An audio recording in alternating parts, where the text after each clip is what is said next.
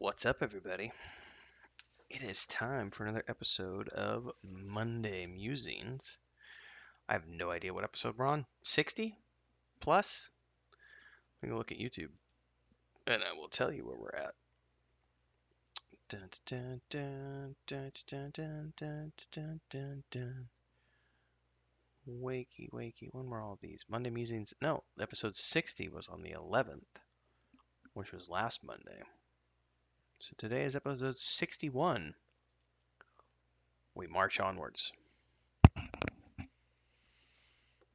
Hopefully, everybody's doing well. We are settling into our new abode, slowly but surely getting things done. Um, but before we get into all that, welcome to those of you who might be new here. You don't know what this episode is because you're like, Monday Musings, what is this? Episode 61, what? There's a series? What does it have to do with? Because some of you are here for games.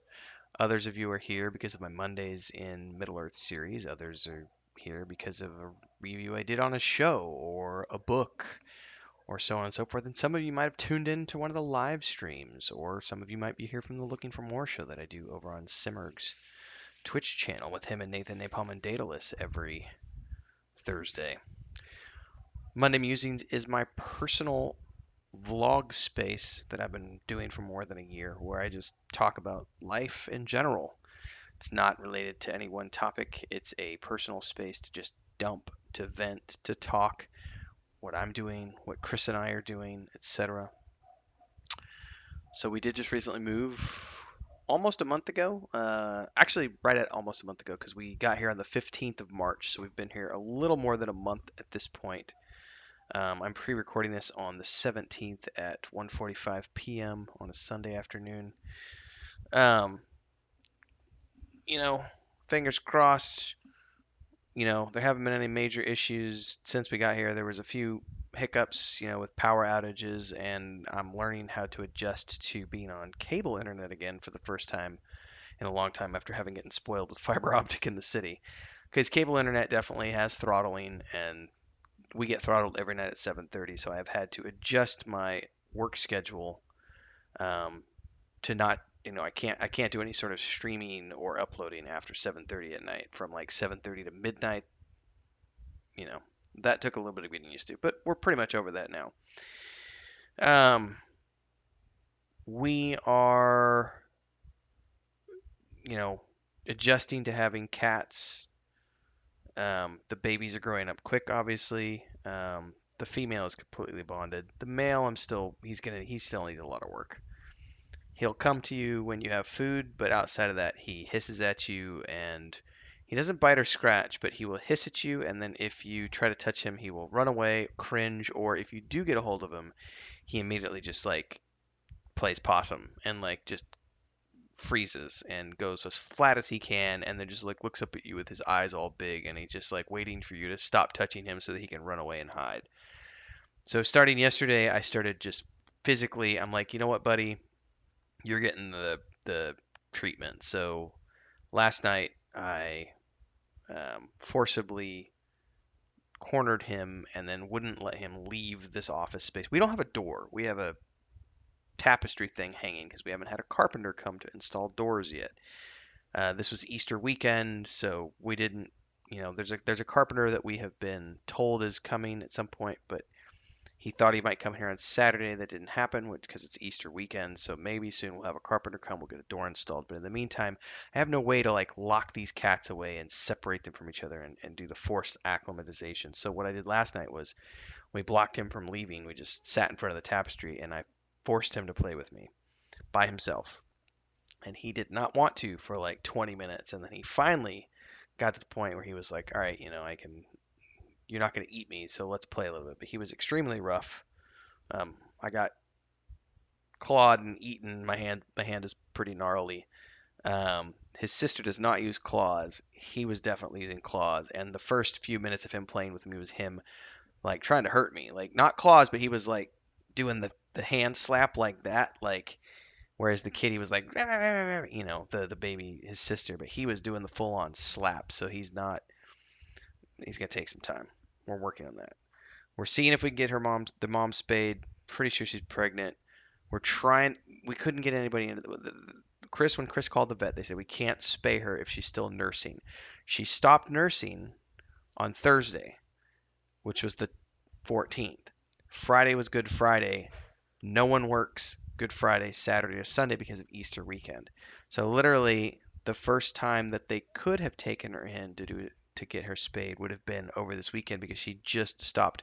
She might still be nursing them at night when we don't see, but we have not seen her nurse the kittens now for 3 days as of this recording. And her tummy's still big, so we're assuming she's pregnant. We're not sure if the vet is gonna be willing to um, do a late term abortion, late term spay. I don't want to have to deal with more kittens because we won't keep the other ones, and no one here wants to pick up kittens. I don't know what we're gonna do. We're figuring that one out as it goes along. So that's the stories of Cat Dad. Otherwise, we're just waiting on a carpenter to get door installed, chicken coop built, some other stuff on the house.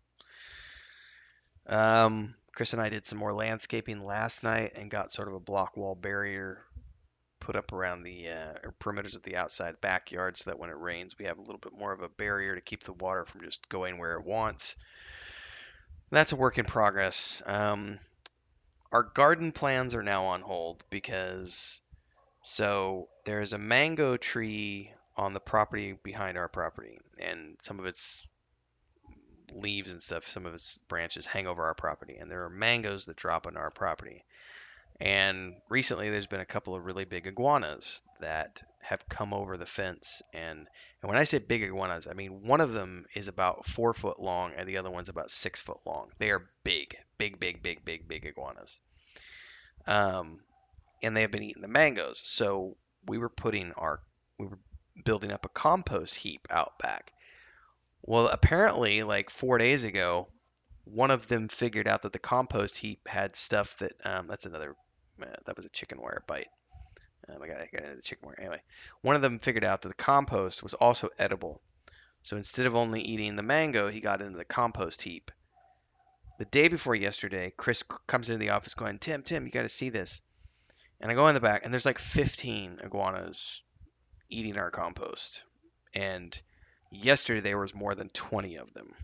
And they're all sizes. But the biggest one is about 6 foot, and then they go all the way down to like 18 inches.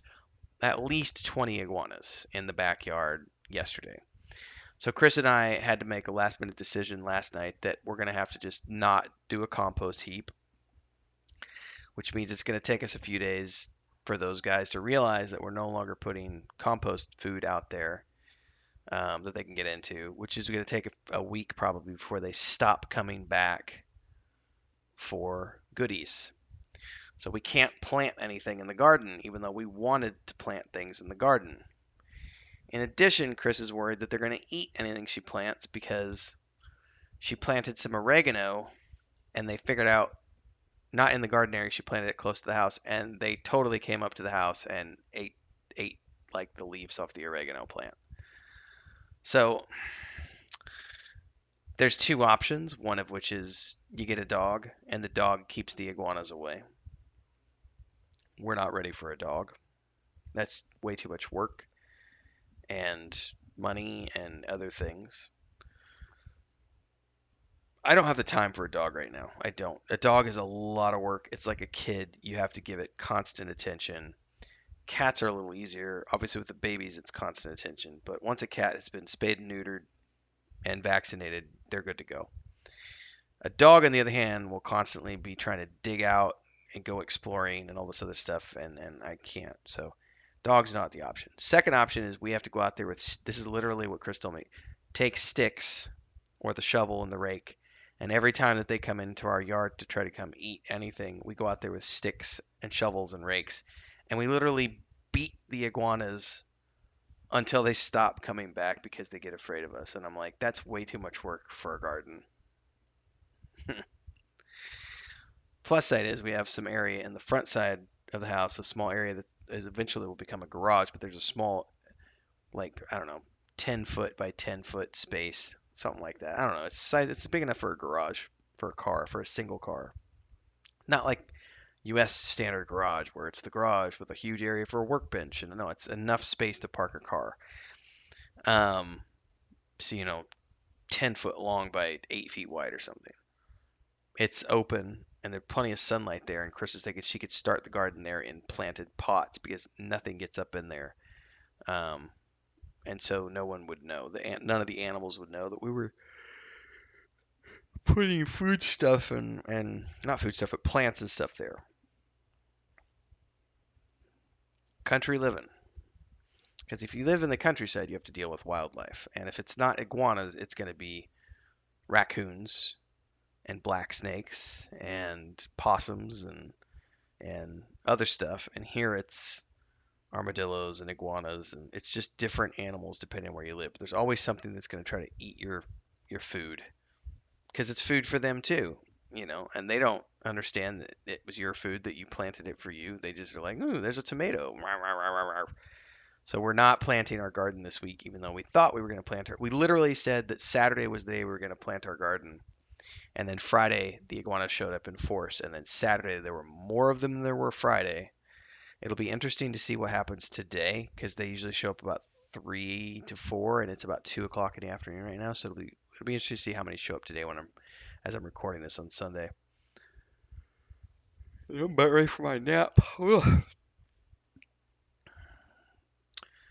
Book wise, I'm a couple weeks ahead of Mondays in Middle-earth, which is good. I'm in the middle of reading the Council of Elrond. It's been 3 nights getting through that chapter. It's so dense, and I've been taking so many notes. I think the Council of Elrond is going to be its own video in its entirety. Well, probably mini meetings plus Council of Elrond will be one big video because that's everything that they do in Rivendell. And then once they're back on the road, that'll be the next one. But I've already got the next 2 episodes recorded, one of which is coming after this, which is part 2 of Fellowship of the Ring, and then part 3 is already recorded for the 25th of April, and then part 4 will be the Rivendell stuff, which I'll have recorded at some point for May 2nd. We're not watching any TV shows right now because we're way too busy. Once we figure out about getting the cat spayed and everything else, the babies now, because she just finished weaning them, they've had their first dewormers. They'll get another round on the 24th, I think, which is next Sunday. And then we can start their vaccinations, I think, in May. I'm not sure when the vet's going to let us spay and neuter them because different vets do it differently. Some of them will let you do it as young as 2 months. Other ones want you to wait to 4 months. So there's different schools of thought and everything. I've always waited till about 4 months. Whenever the cat comes in heat for the first time, that's when I do it. I typically don't let males go beyond 4 months because once they start spraying, they won't stop spraying even if you neuter them. And I do not want a cat that sprays. So I don't need him marking territory. So we're going to see what the vet says.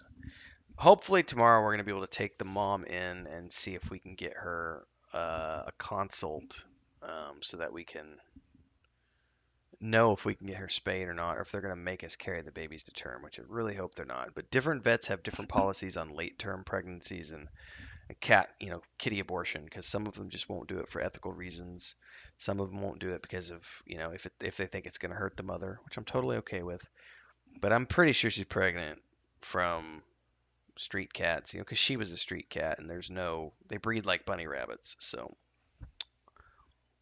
we'll see about that. Anyway, that's all the cat stuff. That's all the house stuff. Monday's your Middle-earth stuff. So I made that video recently, making fun at the neckbeards on P99. That video was a joke because after Nathan Napalm and I got to talking one night after we were doing artwork stuff for the Weave of the Void, and we were talking about the neckbeards on P99, which is the raiding community. It's the raiding community. They won't play anything else other than P99, and they refuse to play any other game than P99 because P99 is like to them, it's like this is the only game that's it's the best MMORPG. Was this MMORPG from this specific era, and we will never, nothing else will ever, you know, be as good as that. And so they're stuck in this incredibly toxic community where all they care about is just, recreating over and over and over through alts. Now, I love P99. I love it. I don't care about rating, but I do like to go back every few years. For a while there was every year we'd go back and do 3 or 4 months, but it's been 3 years since I've done that. So I made that video as a joke to kind of poke fun at people, and it did provoke a reaction from a certain community of neckbeards. But it also got some of us going, hey, we haven't done P99 in a long time. Wonder if we should do that. So,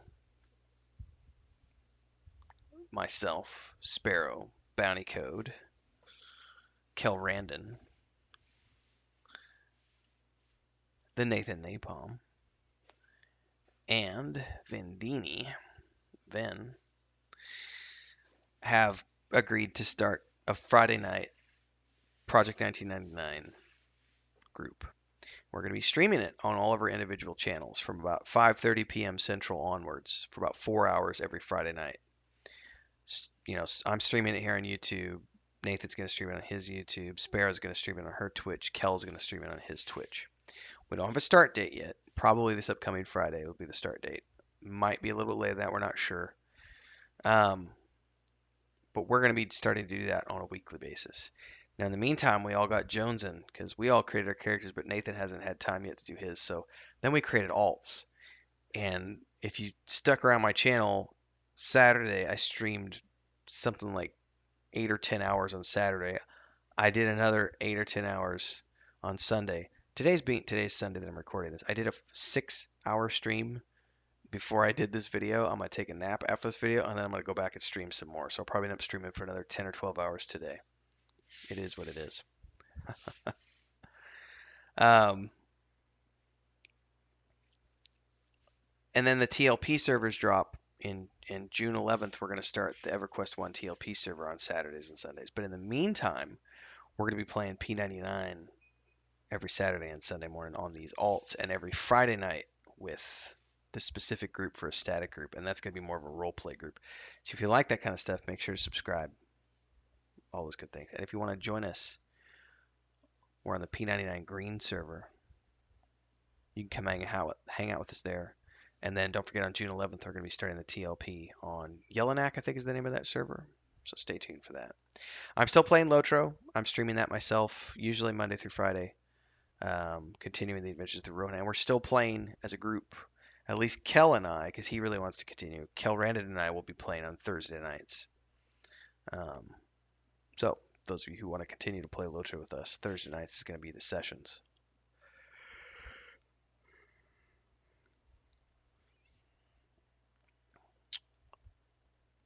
I'm going to be writing chapter 17 this week. It's going to be published on Thursday. Did not do an update this past Sunday because my brother and his entire family got strep throat on like Wednesday of last week. So they're all super sick. My dad got it on Sunday, which is today that I'm recording this. So we didn't do a tabletop. We're not doing a tabletop stream this Sunday night, which is the night that I'm recording this. It gets confusing on the 17th. Typically we do tabletop groups on Sunday nights, but we're not doing one tonight because it's Easter Sunday and my brother's sick, so no tabletop tonight. But Tuesday I'll have a tabletop update on Patreon, and then Thursday is chapter 17. Tabletop book is basically a go. Got a couple tabletop.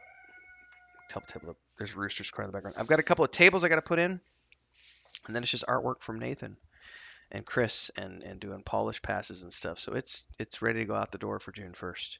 And it looks like we're going to be starting the tabletop sessions on June 5th is the plan. That's when we're going to be starting the campaign. So stay tuned for that. Twitch.tv/Weave in the Void. Why is the rooster crowing at 2 o'clock in the afternoon. I don't know, but I'm almost ready for my naps. We're gonna cruise through and I'm gonna sleep a little bit. These cats have kept me up. I haven't been able to sleep for the cats because they want to play all night long and they're coming in the office. And I tried blocking the door 5 different ways and they keep coming in here and they're last night they were climbing on the bookshelf and then climbing up on the desks and it's like no no no no no. We have thousands of dollars of equipment in here and no. They're babies. They're crazy. They're like 8 weeks old now, 7 or 8 weeks, right around there. They be crazy. Um, what else do I got going on? We've covered reading, other stuff. I am trying to determine, and more than likely this is going to be the schedule, so we'll see if this turns out to be the case. I am going to start streaming full time. I say full time meaning every day. I'm going to start treating streaming like a job, which I've not done before. And I'm going to do it on YouTube because I've already built up an audience on YouTube. I don't see a reason to do it on Twitch, even though people are on Twitch. There are a lot of reasons why I'd like to keep everything on YouTube. So, for the meantime, here's what I would like to ask. More than likely, the stream schedule, I'm still talking with Chris to confirm because I can't really do anything at night because they throttle my internet at night here. We can get Starlink. As of last week, it became available in my area, but that's a process that has to, some other things have to happen before I can get Starlink, mostly related to us getting our paperwork back from the state for the, because they have all the originals of like the plans and everything else, and that's in with the state for all of our paperwork on buying this place. Once we get all that stuff back, we can go to the public works office and actually get our address assigned to this location. And once we have a street address, I can order Starlink, and then I'll be able to stream at nights. But in the meantime, I can't. So because they throttle me. You know, I have a 200 down, 15 up, and every 7:30, every day at 7:30 p.m., like clockwork, my upload goes way down to like 1.5 to 3 megabytes, and you can't stream on that. So we've just decided to do other things at night. So the theory is that right now, and I'm going to be testing it this week coming up, starting the day that this comes out. I'm going to be streaming the ideas from 7 a.m. until noon every day, Monday through, well, pretty much every single day, just every day. I will be streaming from 7 a.m. until noon Central Time. And then in the afternoon, take a break, take a nap, get up, do my Weave in the Void work, video production, meaning recording videos to upload to get out. Because I have a video almost every single day out on YouTube, and I'd like to keep that schedule. And then Weave and Void stuff. And then in the evenings, after 7 p.m. is when we will go do any errands that need to be run, like grocery shopping, things of that nature. Unless it's something like we got to take the cat to the vet. That has to be done in the daytime, and we'll probably do that in the afternoon, like, 1 o'clock or something. So we're trying to just figure out a schedule right now, and we're thinking that's what. So we're going to be testing that this upcoming week. I'm going to be trying to stream every single day, assuming there's no, interruptions with power or things of that nature. 7 a.m. to noon. I would like to make a request. Tune in if you can, because that helps with the algorithm. Definitely subscribe, hit the bell icon, and support. Support the channel. Either support it through a membership here on YouTube or go over to the Patreon page, The Weave in the Void. $3 a month in both cases. You can subscribe for $3 a month here on YouTube or $3 a month over on Patreon. There are perks at both places, but it's a great way to say thanks for the content that you consume here on YouTube on a daily basis. A great way to support the channel. You get a lot of cool perks, a lot of cool stuff, book chapters, concept art, a whole bunch of other stuff. And if you find it to be useful, recommend it to your friends, because I am, at this point, we're settled in at this point. And I either support things going full-time on YouTube or I go find another part-time job. Because I've traditionally worked part-time jobs for like the last I don't know, 8 years or so while doing game dev. And the idea is that because we bought the place and we don't have a mortgage or anything like that, we don't have the same requirements for monthly spending that we used to have. So I could theoretically go full time off of just the money we're bringing in from Patreon combined with YouTube income.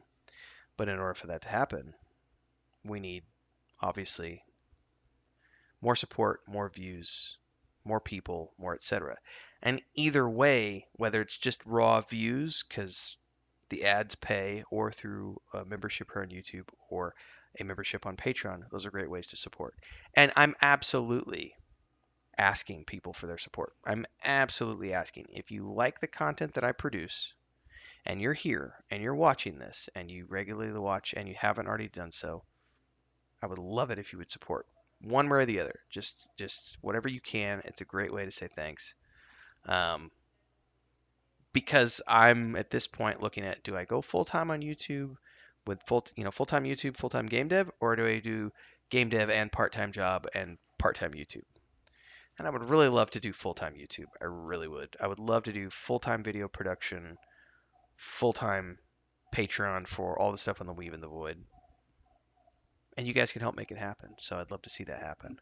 I don't have to make a decision right away, but the actions of the audience over the next couple months will determine whether or not I go out and find another part time job. Which I don't really want to. Nobody wants to work, right? I do work, but I just work on game dev and YouTube stuff, which some people look at that and go, that's not real work. Well, I still put in a lot of time. Weave and Void stuff. You already know about the tabletop stuff. You already know about the book chapter stuff.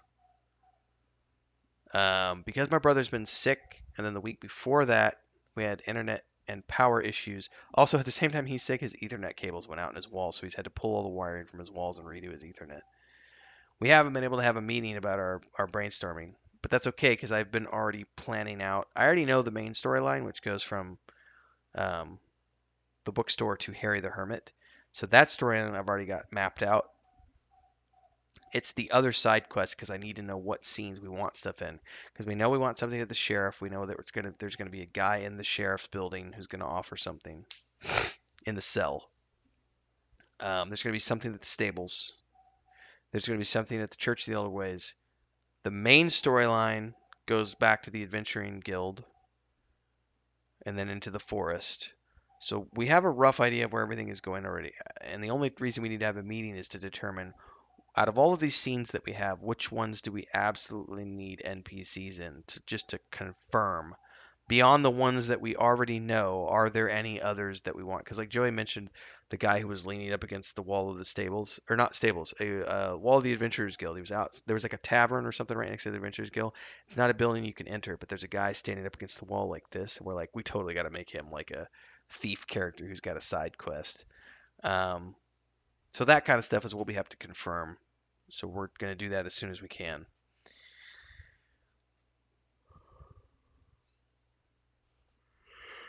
Um, oh, something else I'm doing this week. I am starting to create the tiers, the backer tiers for the Kickstarter, which will be coming in either mid-July or 1st of August for the hardback versions of the books for the Weave and the Void stuff. So I had to sit down with Nathan for character art. Sparrow's going to have her daughter do some very simple, some monster art. She's a really talented artist, very young, um, her daughter, but very talented. And so we're gonna foster that and let her do some creatures for our tabletop stuff. So that's fun stuff going on there. Digital stuff's out in June, but we want to do that Kickstarter for the hardbacks. So I'm already starting to create all the backer tiers and also just the overall pitch, which it's less of a pitch and more of just like the books are already out, the campaigns, because by the time we launch that, the campaign will already have been going for 6 weeks on Twitch, and the books will have been out for 6 weeks digitally through our Patreon and websites. Also, the map packs. So people will have a lot of stuff to already look at and realize that, oh, this Kickstarter isn't a maybe we're going to make this happen thing. It's a already happening. This is just for the hardback versions of the books to cover print costs for those people who want print books. So it's better to do a Kickstarter than just ask people and then do print on demand. Because if we get Kickstarter, then we could do a bulk order as opposed to doing one-off sales. So that's what I'm working on as well right now. Since I'm 2 weeks ahead of schedule finishing off the tabletop books, I'll be working on that just the next few weeks, getting all that stuff prepped. So if you want the hardback versions, there'll be a Kickstarter in mid to late July or early August when we do all that stuff. But I would highly urge you to just get on over to the Patreon page and wink, wink, nudge, nudge, do all that stuff over there because you can get pre-ordered now, and it's kind of a better deal. Not gonna lie, it's a better deal because you get your map packs included as opposed to them being a standalone. Um, but with the Kickstarter coming, if you want hardback versions of everything, then you can get those as well. It's up to you how you want to do that. We did a stream. If you haven't already watched that, Joey and I did a stream showcase on the Adventurer's Tale point and click game. I'm tired. I'm starting to mumble my words. It's time for a nap. So you can check that out. We did it a couple weeks ago. Excuse me. I got nothing else on the Weave in the Void front. I'm 30 minutes in. I need to wrap up and go take a nap. Yeah, that's where we're at and all that stuff, everybody. So if you want to follow along, don't forget to subscribe, hit the bell icon so you don't miss a beat here on YouTube. Mondays in Middle-earth happens every Monday at 11 a.m. Central. I'm going to be streaming every day, 7 a.m. to noon Central Time. Make sure to tune in to those streams, playing Lotro, P99. I've got No Man's Sky that I'm learning how to play on the Xbox. I was playing Stellaris. Got Sea of Thieves. I'm playing a little bit of F1, MLB The Show 2022. I got this weird Japanese scroller game, like a samurai scroller game, pre-ordered, coming out next month, I think. So all that kind of stuff will happen in the mornings. Obviously, video production throughout the week, doing news and books and shows and video games and stuff like that. Tuesdays and Thursdays we have Patreon posts, usually Sundays as well, unless this past week being an exception because Joey was sick. And I don't think he's promoted it yet, but Liam has his own Discord channel now from Liam's Lyceum. So if you're following him on YouTube, because I've hollered at him a lot, make sure to check out his Discord. Oh, speaking of which, in the next couple of weeks, I'm going to be doing a sit down with him. We're going to be talking about Tolkien and Middle Earth and other stuff. And it's probably going to be a couple hours. And I think it's going to be split into 2 episodes because one is going to be a section where he talks to me about a bunch of stuff that he's going to host on his channel. And then the other bit is going to be the two of us talking about Tolkien and Middle Earth and other stuff as well, and writing and in general. So I'll probably split that into 2 videos. He may publish it all as one. I don't know. So I'm going to let him do it as he wants. But that'll be coming up in the next. I think we tentatively said we're going to either do that on the 24th or the 1st is when we will record that episode. So that'll happen sometime in the next few weeks. And I should put links. Well, those will be in the Friday night sessions, so that everybody can follow along with Sparrow's Twitch channel, Kel's Twitch channel, and Nathan's YouTube channel. If you're not already following Nathan and Sparrow, I don't remember Kel's channel, so he'll have to get me a link to that. But yeah, Friday nights P99, Saturday, Sunday mornings P99. Eventually doing TLP with EverQuest 1 in June, starting June 11th. If you want to come join us, Discord links are down below. You can hang out with us there. Still playing Lotro on Thursday nights with the gaming community. The rest of the time it'll be just me streaming my own stuff. And like I said, do me a solid. Pick up a subscription here on YouTube or over on patreon.com/wandering hermits. Because I'd love to make YouTube a full-time thing. So pony up, folks. Show me your love. Show me your support. Thanks, everybody. See you next time. Hopefully, we'll see you in Discord in game. Don't do anything stupid. Make sure you mask up, get vaccinated, all those good things. Don't drink and drive. Don't do drugs, kids. See you next week.